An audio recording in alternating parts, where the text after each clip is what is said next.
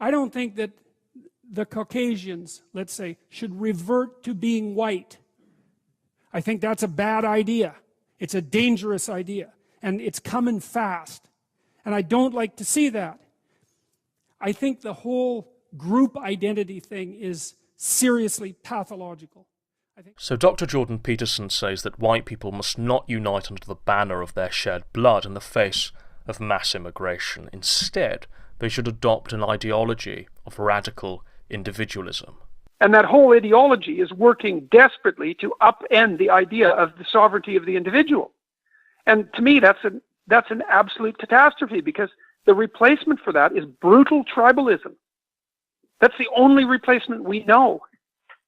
And then that's celebrated, say, on the radical right. Say, well, okay, well, if we're going to devolve into tribalism, then we'll triumphantly herald our past accomplishments and unite under the flag of our race and blood. But we know what happens when that happens. It's not pretty.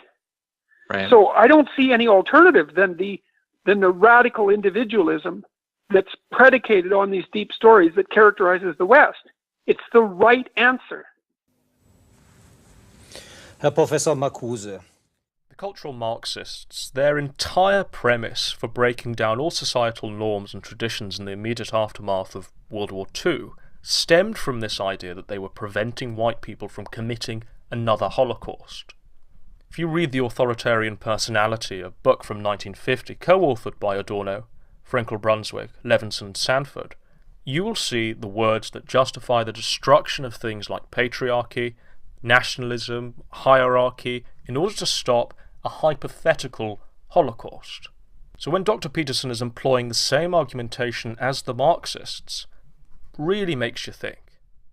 So what is Dr. Peterson's solution to mass immigration? Well, it's that whites must stop seeing themselves as a unique people with a culture and a heritage that's worth protecting, and instead see themselves as radical individuals that have no pathological obsession with their ethnic heritage and culture, and then you need to clean your room and contribute to this new multicultural utopia. And he'd have a bit more credibility saying this if he said the same thing to other racial groups. But it seems only whites are forced not to care about their heritage, about who they are, and instead must be contained within their own little box of radical individualism. A lot of people who espouse right-wing positions wholeheartedly sign up for the Peterson perspective. But in no way is he a traditionalist, no way is he a conservative. Because the social constructionist view of gender isn't another opinion, it's just wrong. Saying that there are two genders does not make you a conservative. Stating a biological fact does not suddenly make you the saviour of Western civilization. Dr. Peterson calls himself a left-leaning classical liberal, and he wants white people to sacrifice themselves on the altar of radical individualism because it would be reprehensible to defend yourself and your civilization from annihilation. Right now it seems as though Dr. Peterson understands exactly what's going on. He's intelligent, he's articulate, his academic background and position in society allow him a real literacy into the menace of the left. So the question that must be asked, why is he deliberately offering a false solution? Radical individualism will only help to fragment the identity of people who tend to want an individualist society, i.e. white people. A group can stand for and against something, make a real difference, a seismic change to the status quo. It's a lot harder to do that if you refuse all identity except your own individuality. So let's explore the prospect of Dr. Peterson being controlled opposition. He certainly operates in that manner, spouting some based milquetoast opinions like there are only two genders, which manages to draw in an impressionable crowd of young white men into this pseudo-cult that gradually steers them away further and further from any sort of nationalist thinking. So mixed into dad pills like clean your room, the wage gap is exaggerated, I'm not going to use your fabricated pronouns, mixed into that you have this cancer of radical individualism, hammering away that you are only part of the human race, Stop obsessing about your culture and your people and just obsess about yourself. You are an atom. That's all you are. That's what you are. That's what he wants you to be. An atom. Not part of a greater distinctive group with a biological and cultural past, but instead a floating atom. Radically being an individual. I suppose I really refuse to believe that Dr. Peterson is not being disingenuous when he champions radical individualism.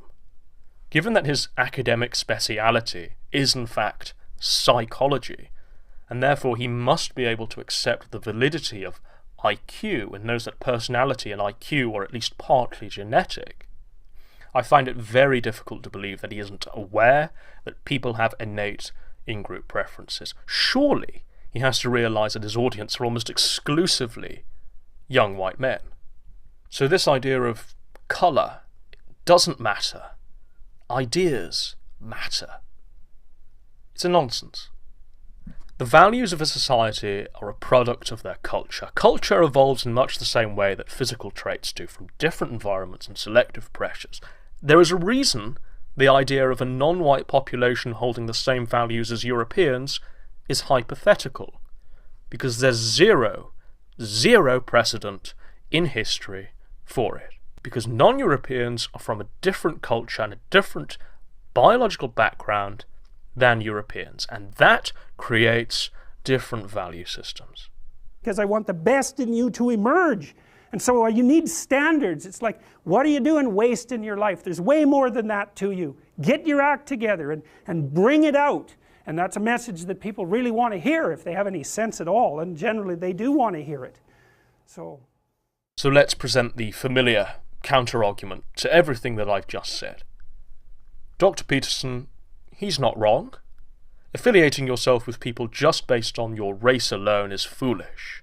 You should only be accountable to yourself and yourself alone, but also surround yourself with people of the same ideology. That will inherently mean few people of colour, but it also means a big FU to all of the low IQ whites out there who currently think that they're the master race because someone else with the same skin colour did something worthy. Goodness me. Submitted for your approval. Radical individualism. The cancer in the fight for Western civilization.